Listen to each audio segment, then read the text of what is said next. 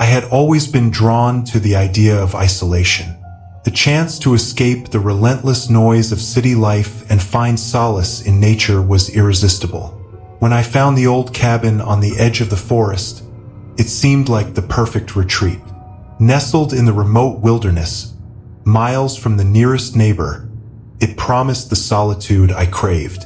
The listing described it as rustic but charming, and I was captivated by the photographs of its weathered wood and serene surroundings. My arrival on a crisp autumn morning was met with the peaceful stillness of the forest. The cabin, though aged, appeared quaint and inviting with its stone chimney and overgrown garden. The air was crisp, filled with the earthy scent of pine and fallen leaves. The solitude was everything I had hoped for. The first few days passed in a blissful haze of relaxation. I explored the surrounding woods, admired the changing colors of the leaves, and enjoyed the quiet solitude. The cabin itself was a relic of the past, with creaky floorboards and a fireplace that crackled with comforting warmth. There was an old rocking chair by the window that seemed to beg for a book and a cup of tea. It was on the fourth night that things began to change. I was reading by the fire when I heard a sound, distant but distinct. It was a faint, rhythmic tapping, like someone gently knocking on the walls of the cabin. I dismissed it as the wind or the settling of the old building, but as the night wore on, the sound grew louder, more insistent. Sleep eluded me as I lay in bed, the tapping echoing through the stillness. I convinced myself it was just an animal outside, perhaps a woodpecker or a tree branch brushing against the wall. But the tapping was too regular, too deliberate to be dismissed so easily. The next morning, I searched the perimeter of the cabin for any sign of disturbance.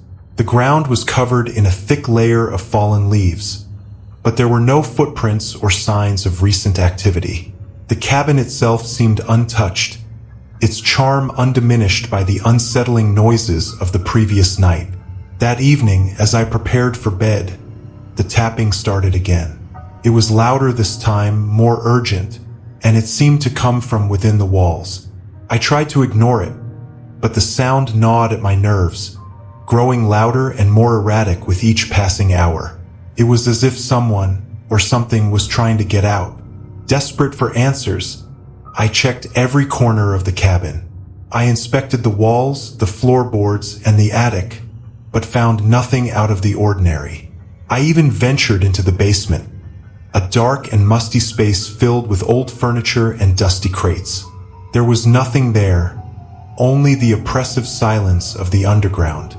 The tapping continued, growing louder each night. It became a relentless drumbeat that kept me awake and on edge. The tranquility I had once enjoyed had turned into a living nightmare. I was exhausted, unable to sleep, and the constant noise was driving me to the brink of madness. One particularly restless night, I decided to confront the source of the sound. Armed with a flashlight and a crowbar, I began tearing down the walls, convinced that something was hidden inside. The work was grueling and loud, the old wood splintering and cracking under the force of my blows. The tapping grew louder, almost as if it were mocking my efforts. After hours of labor, I finally broke through a section of the wall. The sound abruptly stopped. I shone my flashlight into the exposed cavity but found nothing, just empty space and dust. My heart raced with a mix of relief and frustration. I had expected to find something sinister, but instead, there was only emptiness. The next day, I packed up my things and decided to leave. The cabin, once a symbol of peace and solitude, had become a place of torment.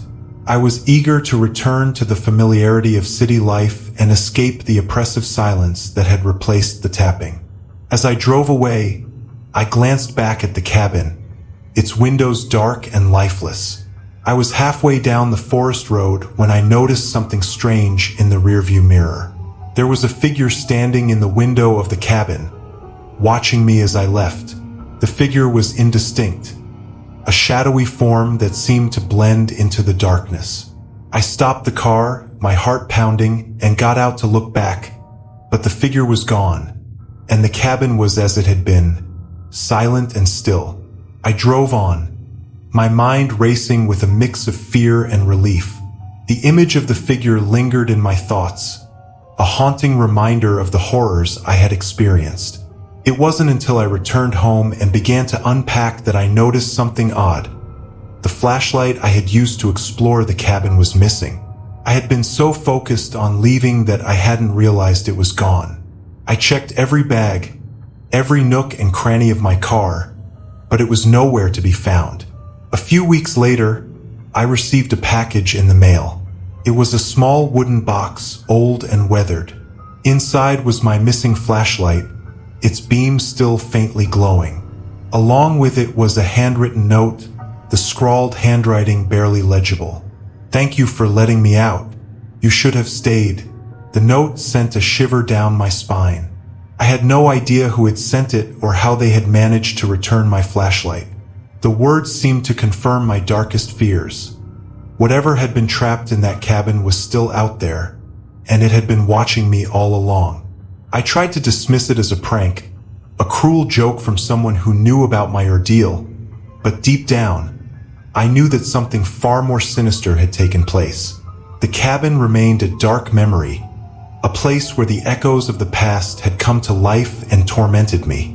The shadows that had once been mere figments of my imagination were now a haunting reality, a reminder of the terror that lurked in the forgotten corners of the world.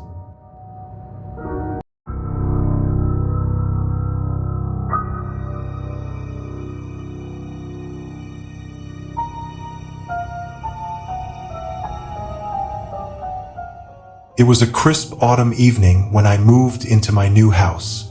The charming Victorian-era home had stood the test of time, but it held a secret that would soon unravel my sense of reality. On my first night, while unpacking boxes in the living room, I heard a faint thumping noise coming from the basement. Assuming it was the old furnace, I shrugged it off. However, the next night, the noise returned, louder and more persistent. Curiosity got the better of me, and I decided to investigate. Armed with a flashlight, I descended the creaky wooden stairs. The basement was cold and damp, filled with shadows that seemed to dance just out of the light's reach.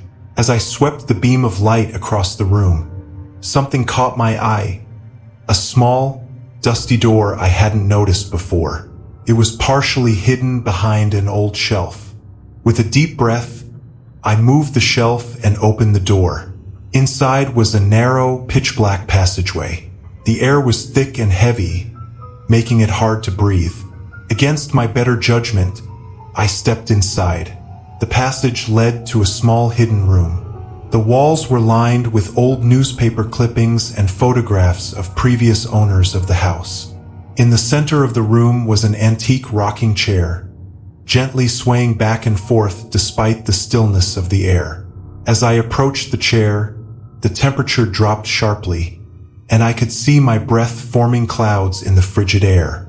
Suddenly, I felt a presence behind me. Whirling around, I saw nothing but darkness.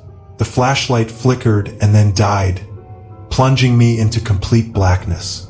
Panic set in as I stumbled back towards the door, only to find it had slammed shut.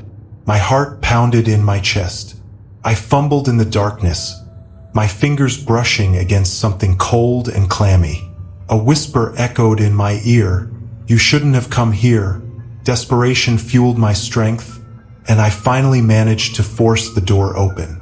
I raced up the stairs, not daring to look back. Once upstairs, I barricaded the basement door and tried to calm my racing heart. Over the next few days, I couldn't shake the feeling of being watched. At night, I heard footsteps coming from the basement, and sometimes I'd catch glimpses of a shadowy figure standing at the top of the stairs. The final straw came when I woke up one morning to find muddy footprints leading from the basement to my bedroom door. Terrified for my life, I fled the house and never returned. I later discovered that the house had a dark history. In the early 1900s, a family had mysteriously disappeared, leaving no trace. The only clue was the same hidden room in the basement, which locals believed was used for occult rituals. The house had changed hands many times since then, with each owner reporting strange occurrences and leaving soon after. My experience was not unique. The house remained vacant for years, a monument to the unknown horrors lurking within its walls. Some say that on quiet nights, you can still hear the faint sound of a rocking chair creaking in the basement. And if you're brave enough to look, you might just see a shadowy figure watching from the darkness. I hope this version gives your audience the chills, making them feel as if they're experiencing the haunting right alongside me.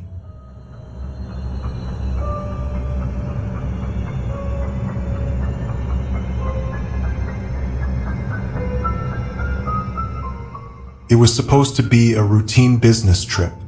I had booked a stay at a modest Airbnb in a small town known for its quaint charm. The host was an older woman named Mrs. Jennings, who seemed perfectly pleasant and welcoming.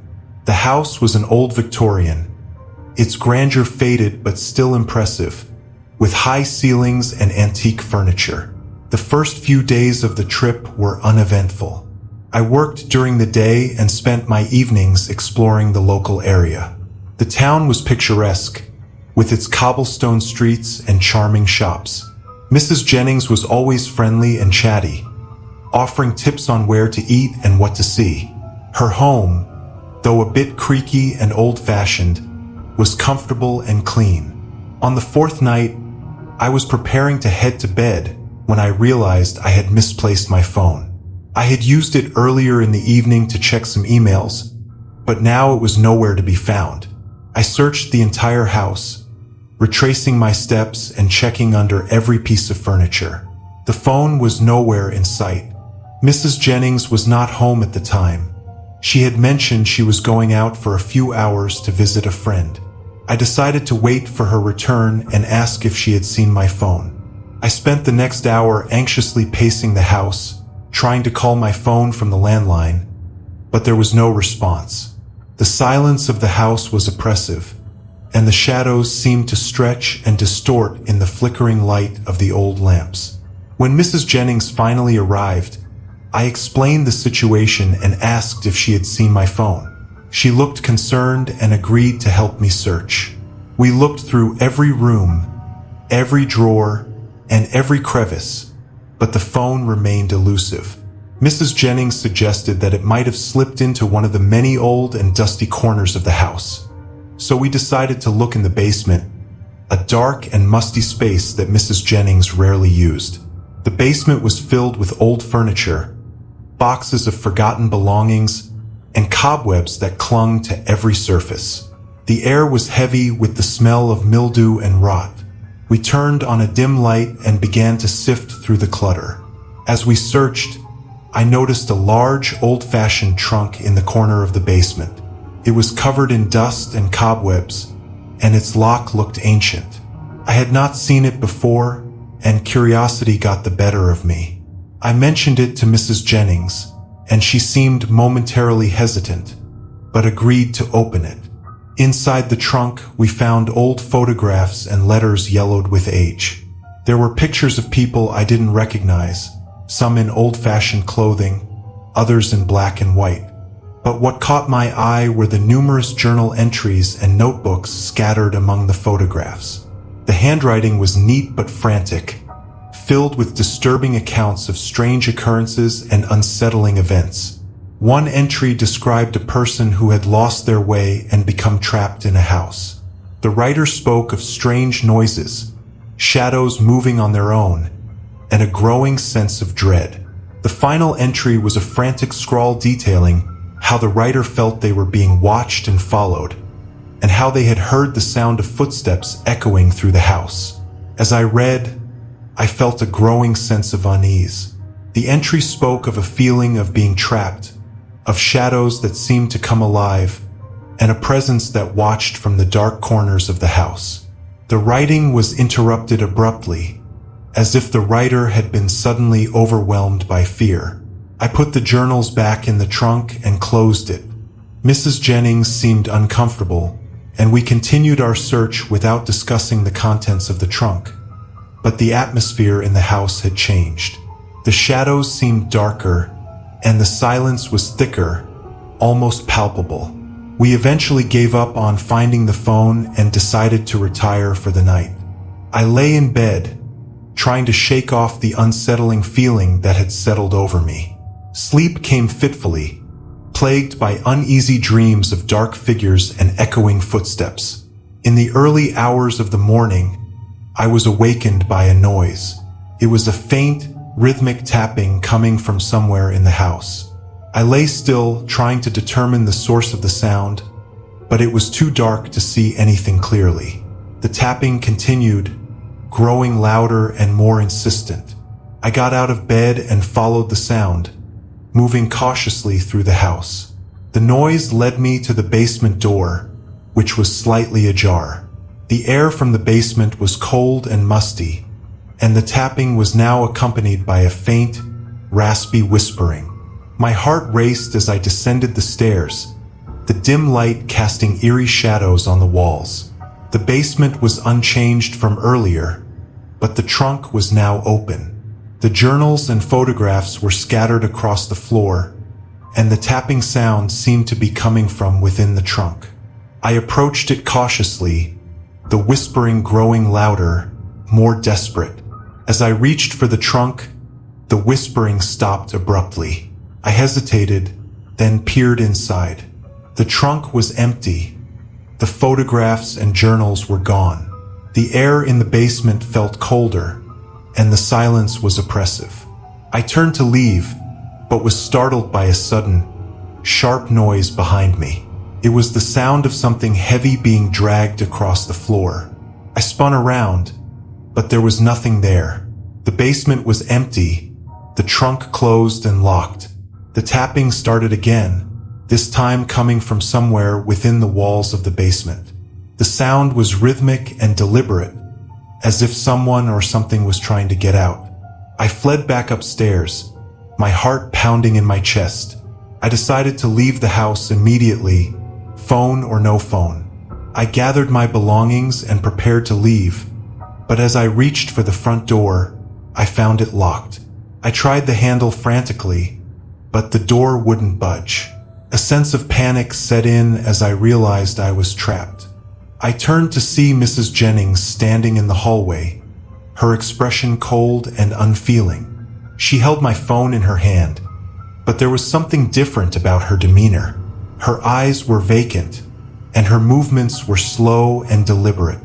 "You shouldn't have looked," she said in a voice that seemed to echo from somewhere deep within the house.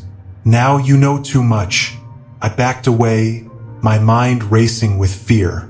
The house seemed to close in around me, the shadows lengthening and shifting in the dim light. The tapping grew louder, more frantic, as if something was trying to break free from within the walls. Mrs. Jennings moved toward me with an eerie calmness, her eyes never leaving mine. I tried to find another way out, but every door and window seemed to be sealed shut. The walls seemed to pulse with a dark energy, and the tapping turned into a cacophony of screams and wails. In a final act of desperation, I grabbed a heavy object from a nearby table and smashed the front door's glass panel. I climbed through the shattered opening and ran into the night, not stopping until I reached my car. I sped away from the house, my heart racing and my mind filled with images of the dark figure watching me from the window. I never returned to that house, and I never spoke of it to anyone. The phone was left behind, a haunting reminder of the terror I had experienced. The memories of that night linger, a chilling reminder of the dark forces that seemed to inhabit that old Victorian house. To this day, I avoid small towns and old houses, wary of the shadows that might lie within. The house remains a dark secret, a place where the boundaries between reality and nightmare blur, and where something malevolent waits just beyond the edge of the darkness.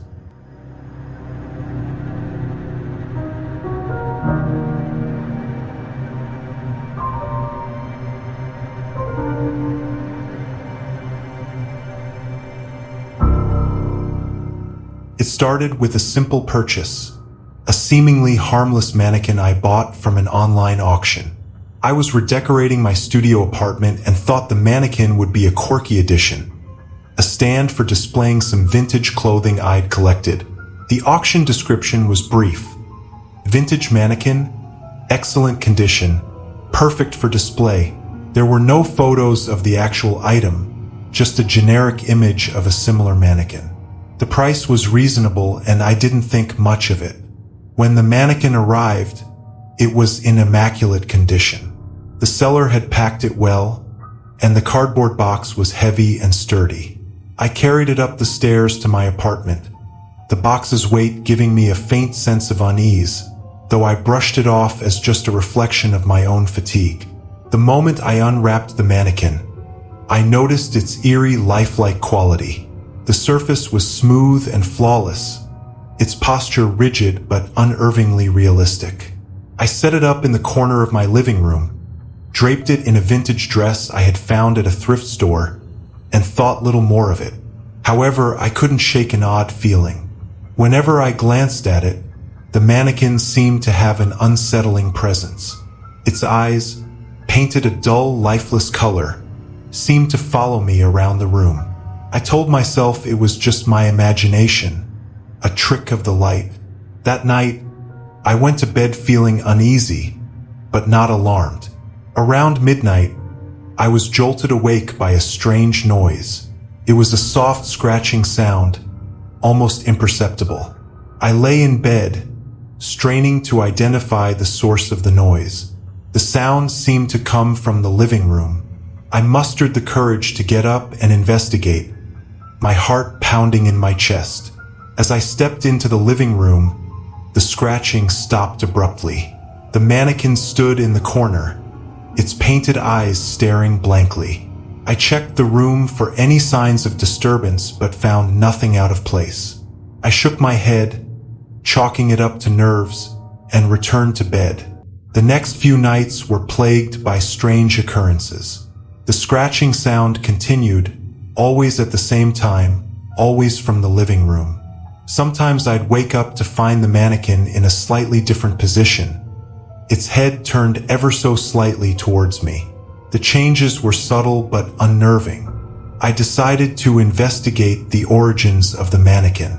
I searched the internet for any information about the seller or the item, but found nothing. The auction listing had disappeared, and the seller's contact information was no longer valid. It was as if the mannequin had been erased from existence. I began to feel a growing sense of dread, a feeling that something was profoundly wrong. One evening, I decided to confront the mannequin. I stood in front of it, staring into its painted eyes, and demanded to know what was wrong. As I spoke, the scratching sound began again, louder and more persistent. My fear escalated as I felt an oppressive presence in the room. In a moment of desperation, I grabbed a flashlight and examined the mannequin closely. I noticed something peculiar about the eyes. They were not just painted. They seemed to be hollowed out with faint dark lines running around the eye sockets. It was as if the eyes were a facade for something much more sinister. As I examined the eyes more closely, I saw something move within them. A shadowy, shifting form seemed to be struggling to get out.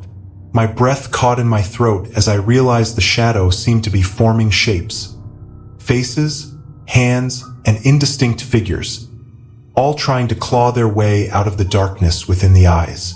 That night, the scratching grew more frantic.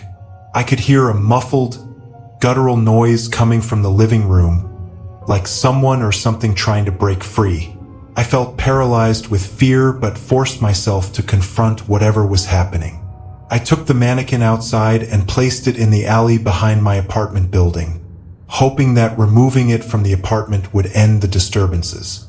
As I went back inside, I felt a brief moment of relief. However, the feeling was short-lived. The scratching noise began again, now accompanied by a low, mournful wail that seemed to echo through the walls. I could hear the sound coming from the alley, as if the mannequin was somehow calling out to me. couldn't sleep that night. The wailing continued, growing louder and more desperate. Around dawn, I decided to check on the mannequin. As I approached the alley, I was horrified by what I saw. The mannequin was no longer in its original place. It was now lying on its side. The dress it had been wearing tattered and stained. The eyes, once painted and lifeless, were now wide open, their hollow sockets filled with an unsettling dark substance that seemed to writhe and pulse. The shadowy forms within the eyes had grown more distinct. I could make out faces, some twisted in agony, others in terror, seeming to scream for help. I felt an overwhelming sense of dread, as if the eyes were peering into my soul, reflecting my deepest fears. Desperate to rid myself of the mannequin once and for all, I took it to a nearby abandoned warehouse, hoping to leave it behind for good. As I carried it inside, I felt a cold, clammy hand grasp my shoulder. I spun around, but there was no one there. The warehouse was empty and silent, except for the faint echo of my own footsteps. I left the mannequin in the middle of the warehouse and locked the door behind me, feeling a sense of finality, believing that I had rid myself of the cursed object. However, as I walked away, I noticed something strange. The shadows on the warehouse walls seemed to writhe and shift, forming grotesque shapes that mimicked the faces I had seen in the mannequin's eyes. That night, I was plagued by nightmares. In my dreams, I was trapped in a dark, endless corridor with the mannequin's eyes staring at me from every direction.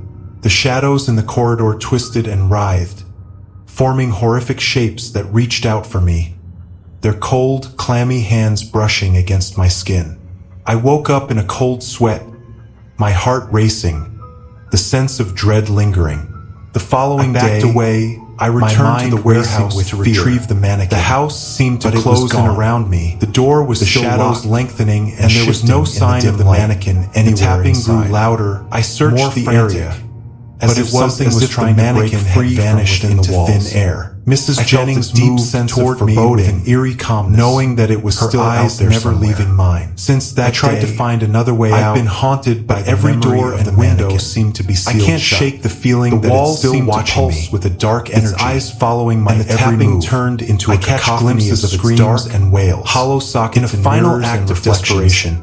And I hear the heavy object scratching a nearby table as if it's trying to break through the walls glass of my apartment. I climbed through the shattered opening and ran into the creeping dread that follows me until I reached my car. Fear remains. I sped away from the mannequin's eyes have become a symbol of something and my mind filled with images of the dark figure that watching forces beyond our understanding. I never returned to that shadows, and I never spoke of it to fear that one day the phone was left behind again.